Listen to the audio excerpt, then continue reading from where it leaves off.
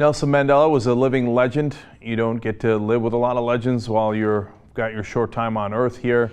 I wasn't around when Martin Luther King was alive. I wasn't around when FDR was alive. And Nelson Mandela was our legend. And he passed today. He was 95 years old.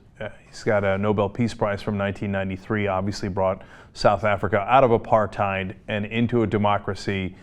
Enough good things cannot be said of him, but what I wanted to do was give you a little bit of background and so that you begin to understand why the man was such a legend.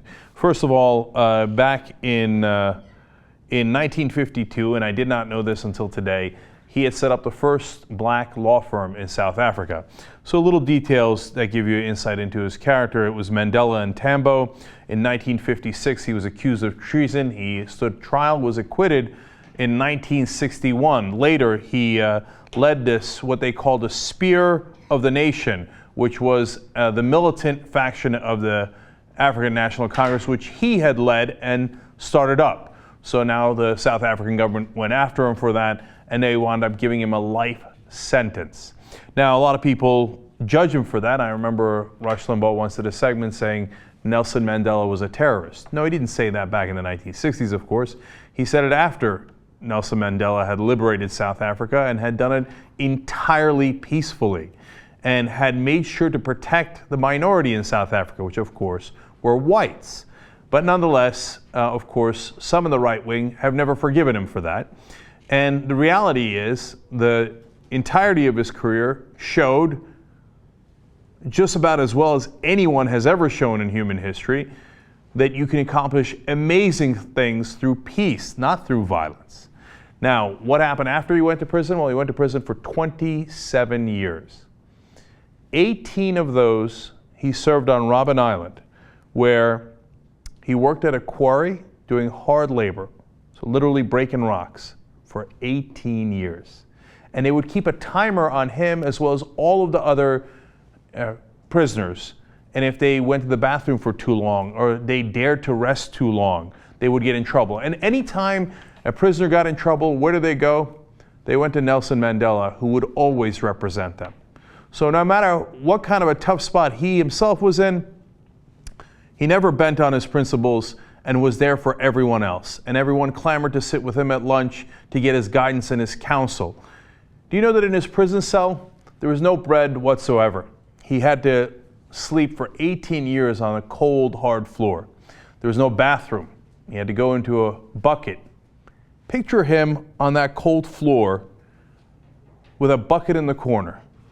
Well, he did get visitors once a year for 30 minutes.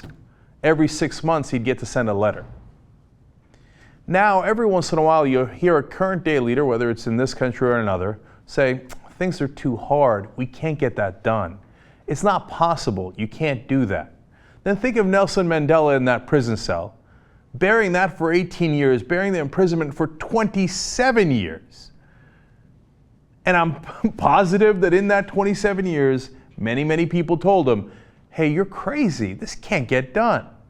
You want to talk about an iron will?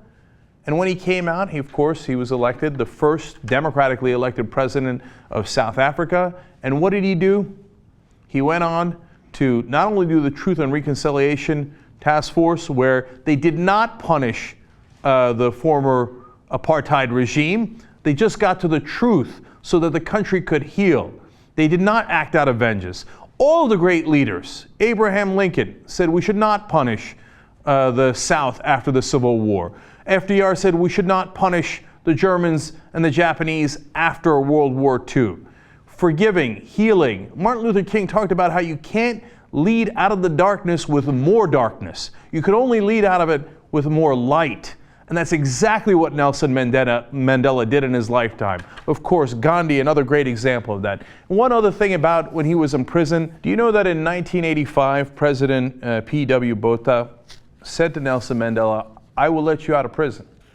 You just have to agree to conduct yourself as we tell you, through nonviolence, etc. Now, Nelson Mandela was already on the path of nonviolence at that point, but they wanted him to sign a bunch of things. Could have been let out of that terrible, terrible imprisonment that he had been serving for decades. Here's what his response was. What freedom am I being offered while the organization of the people remains banned? Only free men can negotiate. A prisoner cannot enter into contracts. And he stayed. Who among today's leaders would have that kind of courage? To stay in that awful, awful prison. So anytime somebody tells you something can't be done, think about Nelson Mandela on that cold, hard floor and how they told him it couldn't be done. Does anybody else have that kind of willpower to stay in prison for 27 years to get it done? And then to be so grand that when you come out, you're not bitter about it. And you say the first thing you do is say, hey, we're going to protect everyone's rights. Because I didn't fight for a black South Africa, I fought for all of South Africa. In fact, one of the reasons he became famous is because during his trial, he said this, during my lifetime, I have dedicated myself to the struggle of the African people. I have fought against white domination, and I have fought against black domination. I have cherished the ideal of a democratic and free society in which all persons live together in harmony and with equal opportunities. It is an ideal which I hope to live for and to achieve, but if needs be, it is an ideal for which I am prepared to die. Now, luckily for all of us, he did not die at that point. He lived a long life to the age of 95, and even after he got out of office, what did he do? He worked towards children's causes, fought AIDS in South Africa, which claimed his son, and fought so many different fights to make sure justice was served, not just in South Africa, but throughout the world. Truly a leader for the ages. And I was honored to be on the same planet as him for however long we were together. And now he's left us, and it is a great void, a void that probably cannot be filled. A living legend has passed.